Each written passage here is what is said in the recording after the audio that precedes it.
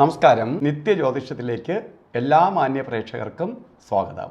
2025 October മാസം 22-ാം തീയതി 1201 ആണ്ട് തുലാമാസം 5-ാം തീയതി ബുധനാഴ്ച. ബുധനാഴ്ചയാണ്. ചോതി നക്ഷത്രമാണ്. ഇപ്പോൾ ബുധൻ എന്ന് പറയുമ്പോൾ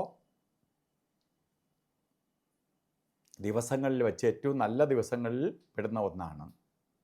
ചോതി നക്ഷത്രം ശുഭനക്ഷത്രങ്ങളിൽ പെടുന്ന നക്ഷത്രമാണ്. അപ്പോൾ ഇന്നത്തെ ദിവസം നമുക്ക് നോക്കുമ്പോൾ വളരെ സന്തോഷപ്രദമായ ഒരു ദിവസമാണ്. ശുഭകാര്യങ്ങൾക്ക് അനുകൂലപ്രദമായ സമയമാണ്. അപ്പോൾ നമുക്കിന്ന് എന്ത് ശുഭകാര്യങ്ങൾ ചെയ്യാൻ ഇറങ്ങുന്നുണ്ടെങ്കിൽ പോലും അത് യഥേഷ്ടം പോവുക. കാരണം കാര്യങ്ങൾ സഫലീകരിക്കാൻ ഇടവരുന്ന ദിവസം കൂടിയാണ്. അപ്പോൾ നല്ലൊരു ദിവസമാണ് നമുക്ക് തന്നിരിക്കുന്നത്. അതായത് ശുഭ ദിവസവും ശുഭനക്ഷത്രവും. അതേപോലെ തന്നെ ശുഭനക്ഷത്രവും ശുഭദിവസവും കൂടി വന്നിരിക്കുന്ന കാലയളവ് തന്നെയാണ്. അതേപോലെ നമുക്ക് ഒരു വർഷത്തെ ഫലത്തെ ചിന്തിക്കുമ്പോൾ തുലാമാസത്തിലെ ചോതി നക്ഷത്രം ബർത്ത്ഡേ ആയിട്ട് വന്നിട്ടുള്ളവർക്ക് വാർഷിക ഫലത്തെ ചിന്തിക്കുമ്പോൾ നിങ്ങൾക്ക് ഒരു വർഷത്തെ ഫലത്തെയാണ് ചിന്തിക്കുന്നത്. അപ്പോൾ വളരെ അനുകൂലപ്രദമായ ഒരു വർഷമാണ്.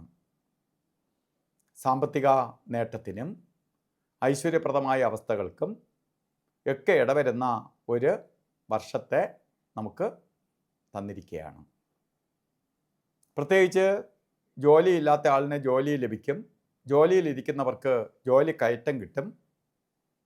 രണ്ടും അല്ലാതെ ബിസിനസ്സോ അതുപോലെ കാര്യങ്ങളിൽ പ്രവർത്തിക്കുന്നവർക്ക് ഏറ്റവും അനുകൂലപ്രദമായ ഒരു വർഷമാണ്.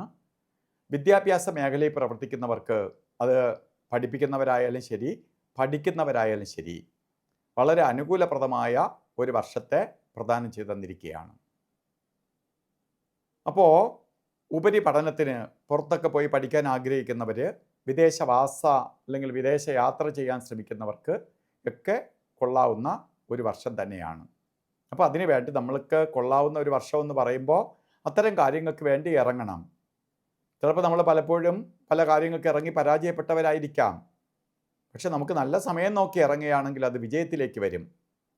അതുപോലെ ഇന്ന് ഓരോ കാര്യത്തിന് ഇറങ്ങുമ്പോൾ രാഹുകാല സമയം നോക്കി യാത്ര തിരിക്കണം. ശുഭകാര്യങ്ങൾക്ക് ഇറങ്ങുമ്പോൾ രാഹുകാലത്തിന് പ്രാധാന്യം കൊടുക്കണം.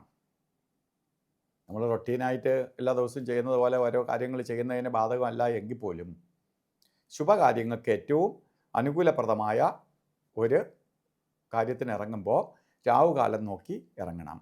കലണ്ടറിൽ രാഹുകാലം രേഖപ്പെടുത്തിയിട്ടുള്ളത് 12 മണി മുതൽ 1:30 മണി വരെ എന്നാണ്. അപ്പോൾ 12 മണിക്ക് രാഹുകാലം തുടങ്ങില്ല. 12 മണി 13 മിനിറ്റ് തൊട്ട് രാഹുകാലം സ്റ്റാർട്ട് ചെയ്യും. 1:43 വരെ രാഹുകാല സമയമുണ്ട് താനും. അപ്പോൾ ഈ സമയം ശുഭയാത്രയ്ക്ക് നല്ലതല്ല. നമുക്ക് ഒരു കാര്യത്തിനും എടുക്കാൻ പറ്റാത്ത രണ്ട് സമയങ്ങളാണ് യമകണ്ഠകാല സമയവും ഗുളികകാല സമയവും. ഇപ്പോൾ യമകണ്ഠകാല സമയവും ഗുളികകാല സമയവും ഒരു ശുഭകാര്യങ്ങൾക്കും അനുകൂലപ്രദമല്ല. അതിൽ ഗുളികകാല സമയം വരുന്നത് 10 മണി 41 മിനിറ്റ് തൊട്ട് 12:09 വരെയും, യമകണ്ഠകാല സമയം വരുന്നത് 7 മണി 45 മിനിറ്റ് തൊട്ട് 9:13 വരെയും. ഈ സമയം ഒരു ശുഭകാര്യങ്ങൾക്കും അനുകൂലപ്രദമല്ല. ഇന്ന് നമുക്ക് അഭിജിത്ത് മുഹൂർത്തമുണ്ട്. അഭിജിത്ത് മുഹൂർത്തം 11:45 ആരംഭിക്കും. 12 മണി 33 മിനിറ്റ് വരെ 48 മിനിറ്റ് നേരം അഭിജിത്ത് മുഹൂർത്തത്തിൻ്റെ സമയമുണ്ട്. ഇടയ്ക്കൊരു 4 മിനിറ്റ് നേരം ശുഭപ്രദമല്ല എങ്കിലും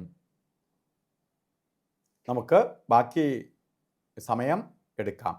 എങ്കിലും ഈ അഭിജിത്ത് മുഹൂർത്തത്തിൻ്റെ കുറേ ഭാഗം രാഹുകാല സമയം വരുന്നത് കൊണ്ട് നമ്മൾ അപ്പോൾ ഒരു മുഹൂർത്തം എടുക്കുകയാണെങ്കിൽ പെട്ടെന്ന് ആൾക്കാർ വന്ന് ഈ രാഹുകാല സമയത്ത് വന്നു എന്ന് പറഞ്ഞ് എല്ലാവരും അഭിപ്രായം പറയും. രാഹുകാലവും അല്ലെങ്കിൽ മറ്റ് ശുഭകാര്യങ്ങളുമായിട്ട് യാതൊരുവിധ ബന്ധവും ഇല്ല. എന്നാലും ആൾക്കാരെല്ലാം അഭിപ്രായം പറയുന്ന ഒന്നാണ് രാഹുകാല സമയത്തിൽ കയറി അവർ ജ്യോത്സ്യൻ സമയം കുറിച്ചു എന്നൊക്കെ പറഞ്ഞു കളയും. അതുകൊണ്ട് അല്ലാതെ തന്നെ നമുക്കിന്ന് മുഹൂർത്തമുള്ള ദിവസം ആയതുകൊണ്ട് അഭിജിത്ത് മുഹൂർത്തത്തിന് വളരെ പ്രാധാന്യം കൊടുക്കണമെന്നില്ല. അതുപോലെ ഓരോ കാര്യത്തിന് പോകുമ്പോഴും വസ്ത്രധാരണത്തിന് പ്രാധാന്യം കൊടുക്കണം. പച്ച കളറോ പച്ച മിക്സ് ആയിട്ടുള്ള വസ്ത്രധാരണത്തിൽ ഉൾപ്പെടുത്തുന്നത് ഭാഗ്യദായകമായി തീരും. ഇന്നത്തെ ദിവസം എല്ലാവർക്കും ഐശ്വര്യപ്രദമായി തീരട്ടെ എന്ന് പ്രാർത്ഥിച്ചുകൊണ്ട് നിർത്തുന്നു. നന്ദി, നമസ്കാരം.